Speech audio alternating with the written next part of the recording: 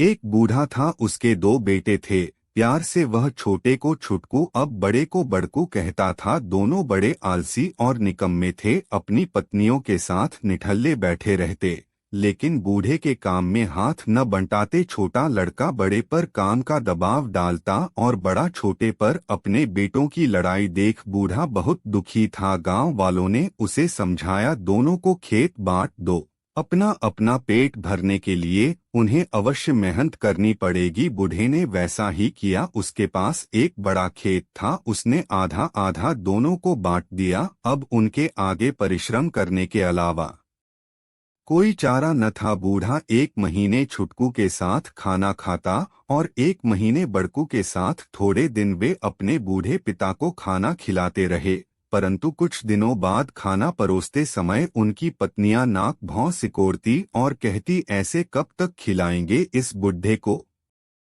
दिन भर बैठा बैठा खाट तोड़ता है और रोटियां हजम करता है। बहुओं के तानों को सुनने के अलावा बूढ़े के पास और कोई चारा भी तो न था। वह चुप रहकर सब सहता। एक दिन दोपहर हो गई, किसी ने उसे खाना नहीं दिया। वह भूख से बिलबिलाता हुआ बोला, खाना दे दो बहू, आज खाना नहीं बचा है, शाम को खा लेना। बहू का ऐसा रूखा जवाब सुनकर वह दूसरी बहू के पास गया, उससे खाना मांगा तो वह बोली, इस महीने बड़ी के साथ खा रहे हो, मेरी बारी तो अगले महीने आएगी। बूढ़े ने घर छोड़ने का फैसला कर लिया। गांव के कुने पर जाकर उसने पेट भर पानी पिया और डंडा टिकाता हुआ दूसरे गांव चला गया। लोगों का छोटा मोटा काम करके वह पेट भरने लगा। धीरे धीरे एक वर्ष बीत गया। उसे अपने बेटों का हाल जानने की उत्सुकता हुई तो वह पुनः अपने गांव आ गया। हारा हुआ राजा बूढ़े को इतने दिनों बाद देखकर उसके बेटों और बहुओं को बहुत आश्चर्य हुआ। बड़ी बहू ने उसे गौर से देखा, उसकी नजर कमर में लटकी थैली पर अटक गई। वह सोचने लगी, मजदूरी करके लौटा है बुढ़ा, इसकी पोटली रुपयों पैसों से भरी है। झट घूंघट काट आगे बढ़कर बोली, कहाँ चले गए थे पिताजी, आइए बैठिए, भोजन कर लीजिए। छोटी बहू ने जब यह सुना तो उसे बड़ी तसल्ली हुई। वह सोचने लगी, अच्छा हुआ मेरे घर आकर नहीं बैठे, वरना कौन करता बुढ़े की सेवा। छुटकू की नजर थैली पर कुछ देर से पड़ी। उसने यह बात अपनी पत्नी को बताई और बोला,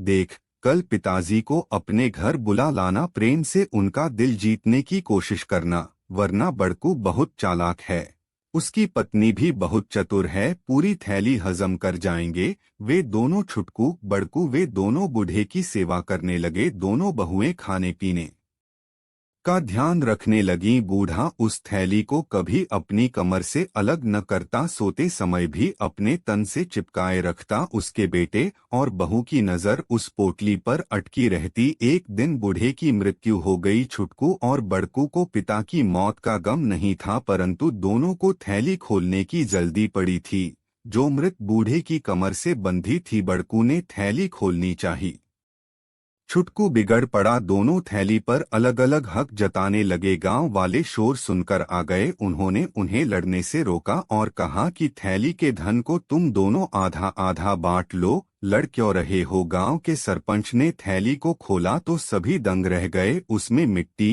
कंकड़, पत्थर के छोटे छोटे टुकड़े पड़े थे। छुटकू बड़कू एवं उनकी पत्नियां गांव वालों के सामने मुंह लटकाए खड़े थे और थैली में भरे उन कंकड़ पत्थरों को देख रहे थे। सरपंच बोला, मूर्खों, तुम्हारा पिता एक अच्छा इंसान था, परंतु तुम्हारे दुर्व्यवहार ने उसे यह कपट भरी थैली बांधने को मजबूर कर दिया। तुमने जो बुरा व्यवहार उसके साथ किया था, उसका फल तुम्हें मिल गया। उठो और अपने पिता के अंतिम संस्कार की तैयारी करो। दोस्तों, कहानी कैसी लगी कमेंट्स में बताना और वीडियो लाइक करके चैनल सब्सक्राइब करना।